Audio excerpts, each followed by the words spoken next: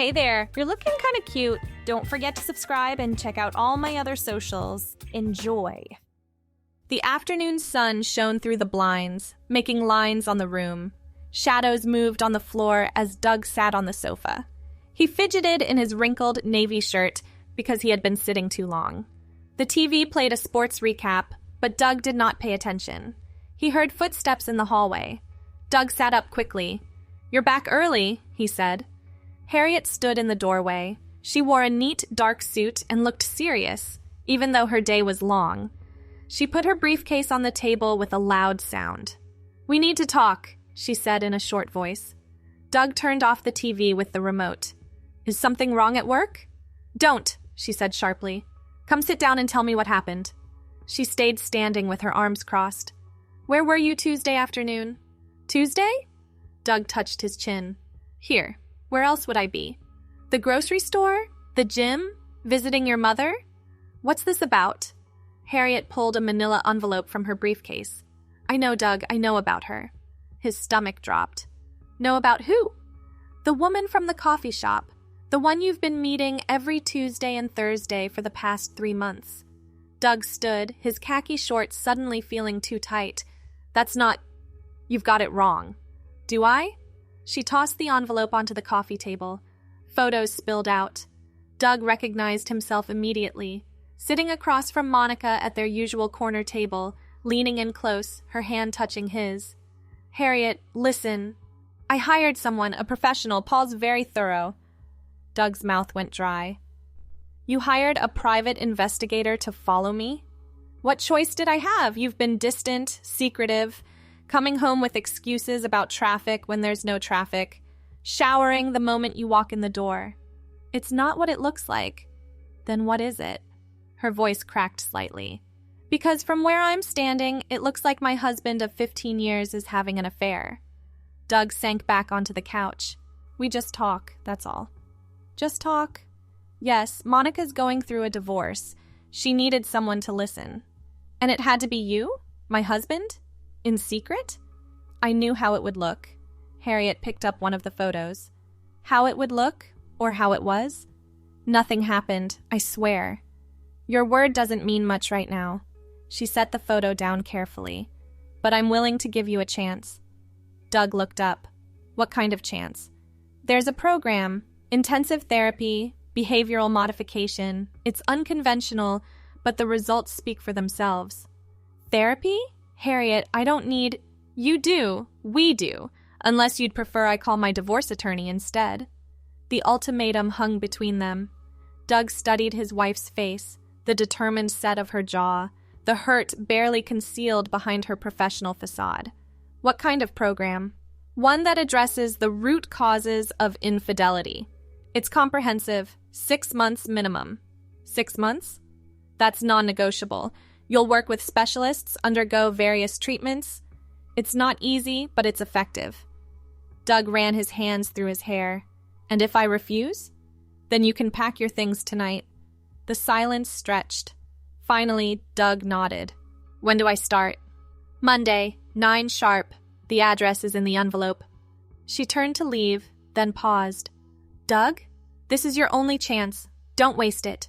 Monday arrived too quickly. The building stood unmarked save for a small brass plaque reading Transitions Institute. Doug parked his sedan and checked the address twice.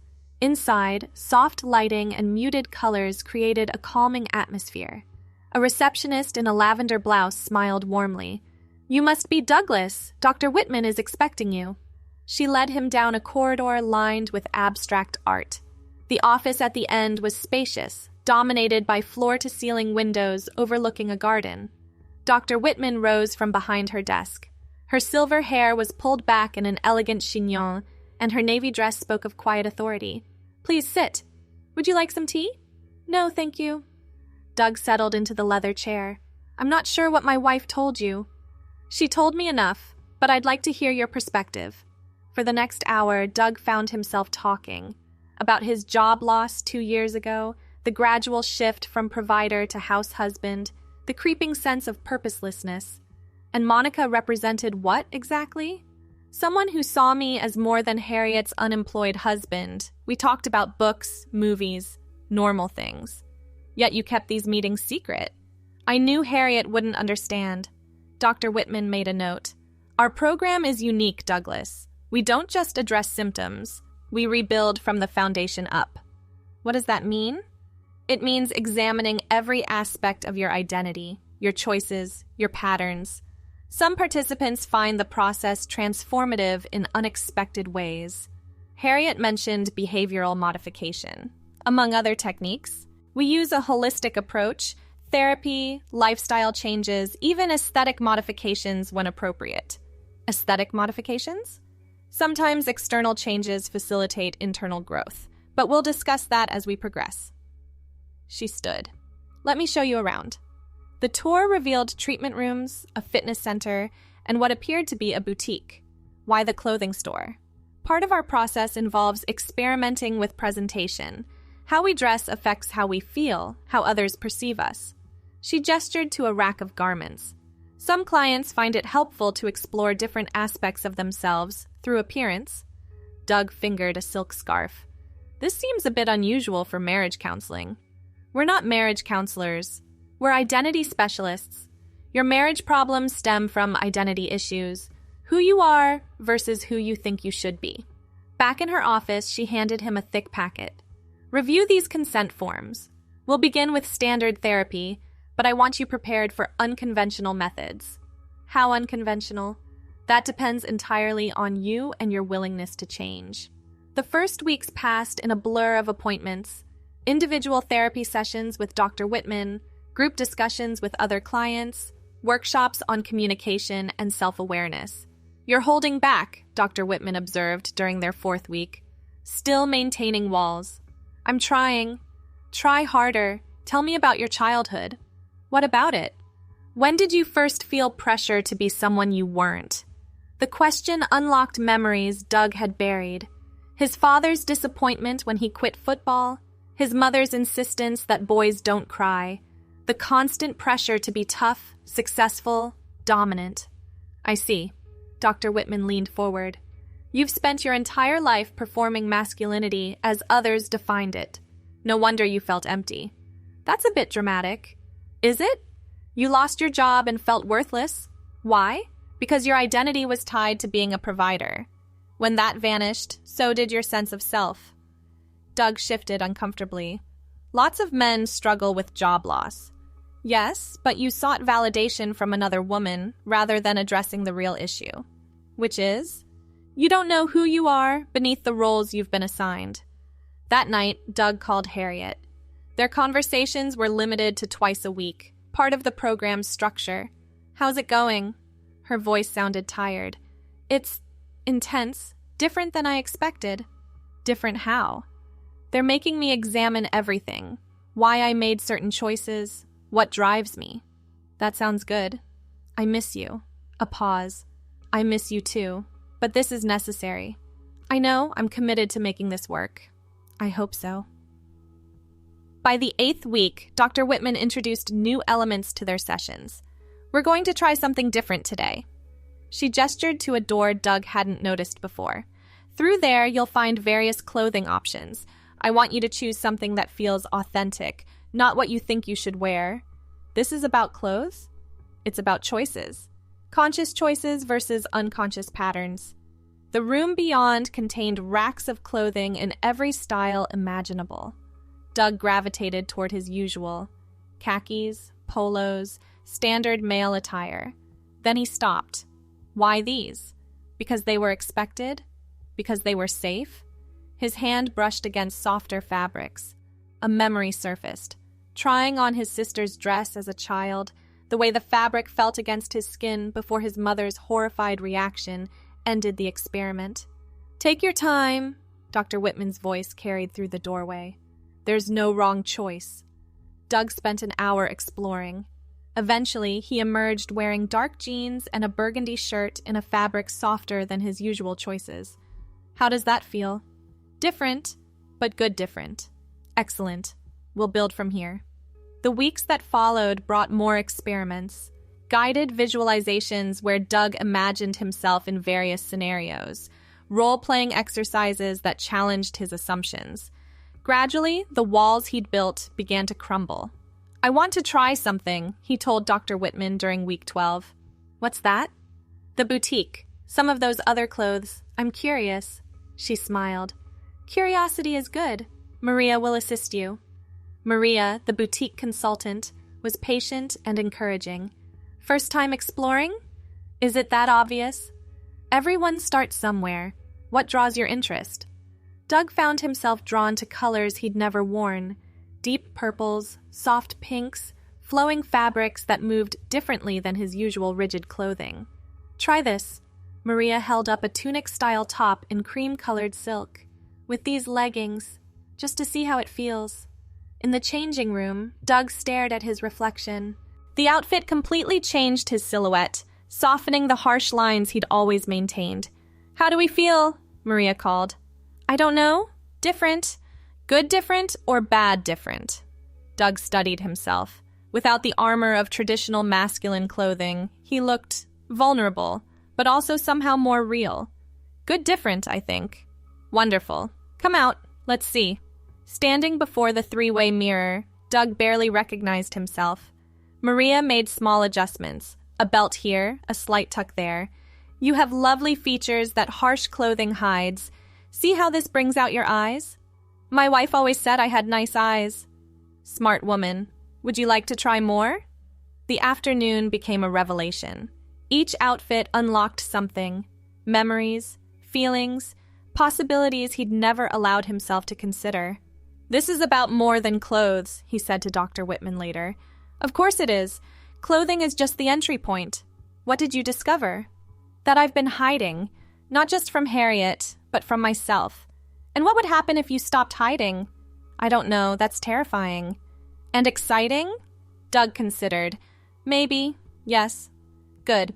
Fear and excitement often walk hand in hand. Let's explore that." The program intensified. Workshops on movement and posture revealed how rigidly Doug had been holding himself.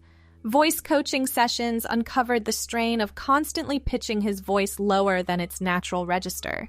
"You're transforming," Dr. Whitman observed during week 16. "How does it feel?" Doug sat differently now, legs crossed comfortably rather than in the wide sprawl he'd been taught was proper.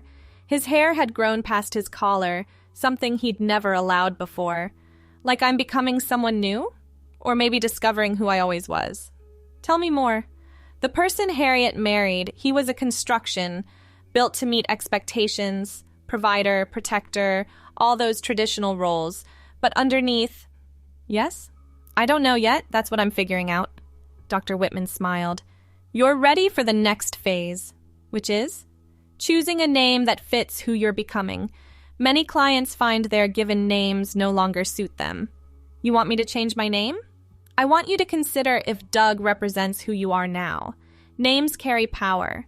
They shape how we see ourselves, how others see us." That night, Doug stood before his bathroom mirror. The reflection showed someone in transition, hair reaching toward his shoulders, features somehow softer despite no physical changes, wearing a flowing nightshirt instead of his old boxers and t-shirt. Who was this person? Not the Doug who'd lost his job and sought validation from another woman, not the husband who'd betrayed his wife's trust. Someone new, someone who needed a new name. The list came slowly. Traditional names felt wrong, too connected to the patterns he was breaking, but something classical, elegant. Clarice, the name emerged unbidden. He, she, tried it aloud. "I'm Clarice." It fit like a key in a lock. "Interesting choice," Dr. Whitman said when informed. "Tell me about it." "It feels right, sophisticated but approachable, like who I want to be." "And who is that?" "Someone honest, authentic, free from the boxes I've been stuffed into." "Then Clarice it is. How shall we proceed with pronouns?" The question that had been dancing at the edges finally landed. "She, I think." "She? You think?" "I know she. I'm she now." The shift was seismic, yet somehow natural. Clarice began presenting fully female at the Institute, finding joy in each small detail, The swish of a skirt, the click of low heels on tile, the way her now shoulder-length blonde hair framed her face. "You're radiant," Maria said, helping Clarice select a professional wardrobe. "This emerald dress is perfect for you. You don't think it's too much?" "Too much for who? For Doug? He's gone. This is Clarice's choice." The dress did look perfect. Professional yet feminine, it made Clarice feel powerful in a way her old suits never had. "I'll take it. And the navy one. And that plum blouse." Maria smiled. Someone's finding her style. Week 20 brought a new challenge. "It's time to contact Harriet," Dr. Whitman announced. Clarice's stomach clenched. "What do I tell her? The truth? Who you've become? What you've discovered?" "She'll be furious, or worse, she'll laugh." "Will she? The woman who sent you here wanted you to change. You have. Not like this. She wanted me to stop cheating, not this. Are you happy with who you've become?" Clarice considered. The past months had been the most challenging yet fulfilling of her life. Each day brought new discoveries, new freedoms. "Yes, happier than I've ever been." "Then trust that truth." The phone call was scheduled for that evening. Clarice spent hours preparing, changing outfits 3 times before settling on a simple coral dress that made her feel confident. "Doug?" Harriet's voice sounded uncertain. "It's Clarice now." The words tumbled out. "I need to tell you what's happened." Silence. Then, "Clarice? The program you sent me to, it helped me discover things. About myself, about why I was so lost. I've changed, Harriet. Fundamentally changed. I don't understand. I'm living as a woman now, full time. It's who I am, who I think I've always been underneath everything else." The silence stretched longer this time. Clarice could hear Harriet breathing, processing. "You're serious? Completely. I know this isn't what you expected." "No." A strange sound. Was Harriet laughing? "No, it's not what I expected, but it makes sense." "It does?" Doug was never happy, always restless, always searching, even before the job loss, like he was wearing a costume that didn't fit. That's exactly how it felt. And now? Now I'm me. Clarice. For the first time, I'm actually me. I need to see you, to understand. The program runs 2 more months. I'll arrange a visit. They must allow conjugal visits or whatever they call them. Harriet, I understand if this is too much. If you want to proceed with divorce. Did I say that? I said I need to see you, to see Clarice.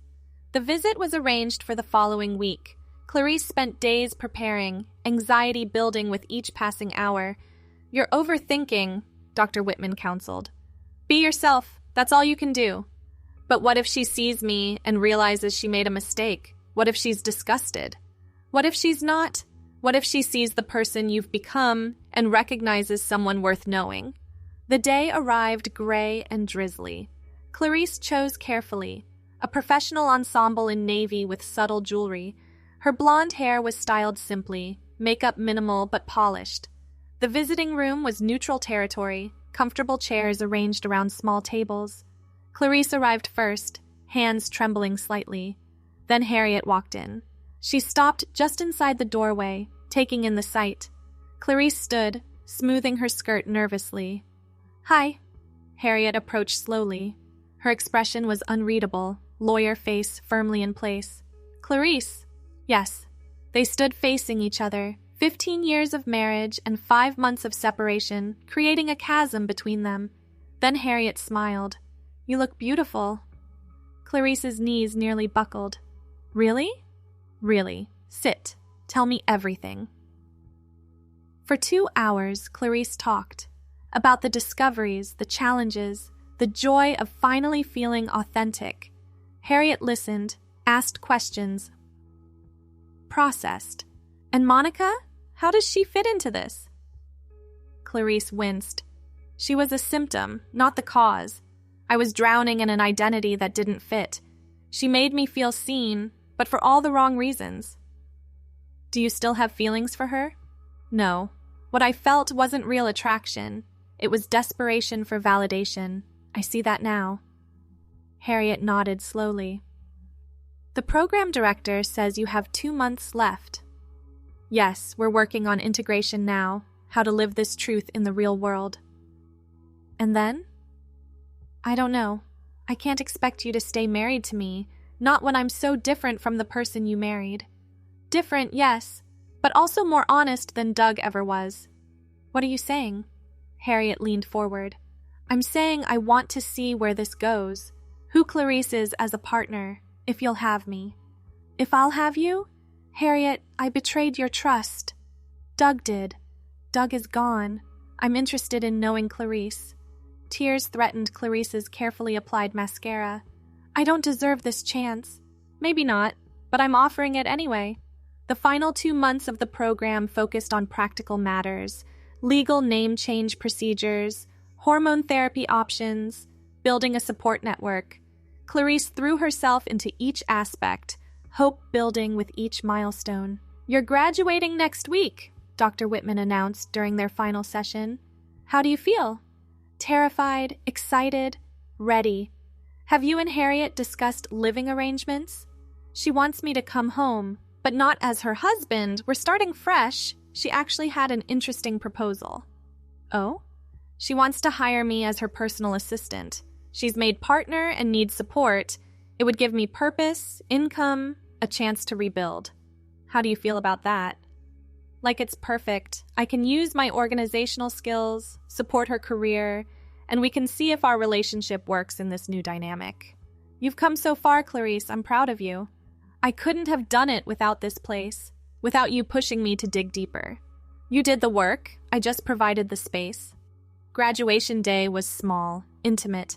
A few other clients completing the program, staff who'd become like family. Clarice wore the emerald dress, her power outfit, Maria called it. Harriet attended, sitting in the front row.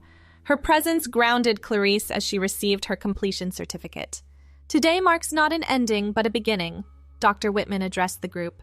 You've discovered your authentic selves. Now go live those truths. Afterward, Harriet helped Clarice load her belongings into the car. The apartment she'd left as Doug would receive Clarice. Ready? Harriet asked, hand on the ignition. No, yes, both. That seems about right.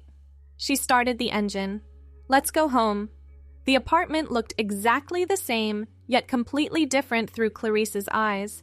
Her old clothes still hung in the closet, foreign artifacts from another life. We'll donate those, Harriet said, following her gaze. Make room for Clarice's wardrobe. This is surreal. Good surreal or bad surreal? Good, definitely good. They spent the evening establishing boundaries. Clarice would take the guest room initially. Their relationship would rebuild slowly, dating while living together. The assistant position would start in 2 weeks, giving Clarice time to settle. I have something for you, Harriet said as they shared Chinese takeout. She produced a small wrapped box. Inside lay an elegant watch, inscription on the back. To new beginnings, H. Harriet, it's beautiful. Every professional woman needs a good watch, especially my assistant. Is that what I am, your assistant? Among other things. We'll figure out the rest as we go. That night, Clarice lay in the guest bed processing everything. 6 months ago, Doug had sat on this same couch, defensive and lost. That person felt like a stranger now, a character from someone else's story. Her phone buzzed. A text from Harriet. Breakfast tomorrow? I know a place that serves excellent eggs Benedict. It's a date, Clarice typed back. And it was. The first of many as they rebuilt on a foundation of truth rather than pretense. Some days were harder than others. Clarice still had to navigate the legal system, medical transitions, and social adjustments. But she faced each challenge as herself, no longer hiding behind an ill-fitting mask. 2 months into her role as Harriet's assistant, they attended a law firm function together. Clarice wore a stunning burgundy cocktail dress, her blonde hair swept up elegantly. You look amazing, Harriet whispered as they entered the ballroom. So do you. Harriet's black evening gown was pure sophistication. Ready to meet my colleagues as yourself? As ready as I'll ever be. The evening went better than expected. Harriet's colleagues were professional, some curious, but none cruel. Clarice found herself enjoying the conversations, contributing insights from her business background. "You were wonderful," Harriet said as they rode home. "Confident, articulate, very much yourself. It felt good, natural. That's because it is natural. This is who you were meant to be." They sat in comfortable silence as the city lights passed by. Finally, Clarice spoke. "I love you, not just for giving me this chance, but for seeing who I could become before I did. I love you too, both who you were and who you are. Even though everything's different now, because everything's different, we're building something real this time." 6 months later, they renewed their vows in a small ceremony. Clarice wore white, a flowing gown that made her feel like the bride she'd never been. Harriet wore a tailored suit, her smile radiant as they promised to love, honor, and cherish the truth of each other. Dr. Whitman attended, tears in her eyes as she watched her former client pledge herself anew. "You did it," she said at the reception. "You found yourself." "With help," Clarice replied. "So much help. That's what we're here for. But you took the journey." As the evening wound down, Clarice found herself on the balcony overlooking the city. Harriet joined her, champagne glasses in hand. "No regrets?" Harriet asked. "None. Well, maybe one." "What's that?" "I wish I'd found the courage sooner. Think of all the years we lost to pretense. We can't change the past, only make the most of the present. The present is pretty wonderful." "It is." Harriet raised her glass. "To Clarice, to truth, to second chances. To us," Clarice added. They clinked glasses as the sun set over the city, painting the sky in shades of pink and gold. Inside, their guests celebrated love's ability to transform and transcend. But for Clarice and Harriet, the real celebration was quieter. Two women who'd found their way through deception to truth, through loss to discovery, through endings to new beginnings. The journey from Doug to Clarice had been unexpected, challenging, sometimes painful. But it had led here, to authenticity, to love rebuilt on honest ground, to a life lived in full color rather than the gray shades of pretense. As they returned to their guests, hand in hand, Clarice marveled at the transformation. Not just the external changes, the flowing dress, the blonde hair cascading past her shoulders, the graceful movements she'd learned to embrace, but the internal revolution that made everything else possible. She was finally fully herself, and that made all the difference. Thanks for watching. Don't forget to check out my other socials if you want more content, early access, behind the scenes, and more. All links down below.